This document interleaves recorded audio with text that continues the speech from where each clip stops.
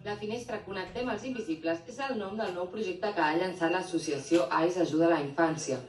La novetat de la iniciativa és que ara les sortides seran virtuals. A través de la plataforma online Zoom, un cap de setmana al mes s'emetran continguts audiovisuals recreant visites per museus i recorreguts per municipis de totes les comarques de Catalunya. No ha pogut faltar l'episodi pel Baix Empordà, que s'emetrà el 5 d'agost via Zoom.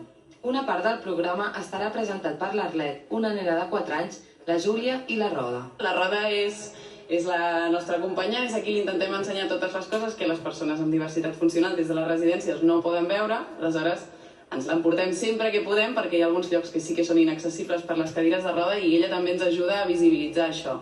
L'associació AIS Ajuda a la Infància treballa per donar visibilitat i preparar activitats pel col·lectiu de persones amb diversitat funcional o amb risc d'exclusió social.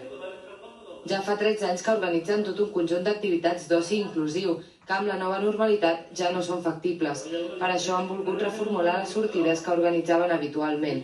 L'objectiu dels seus projectes segueix sent el mateix, fer que aquestes persones se sentin importants i especials. I que també nosaltres els necessitem, perquè portem molts anys amb ell fent voluntariat i són part de la nostra vida.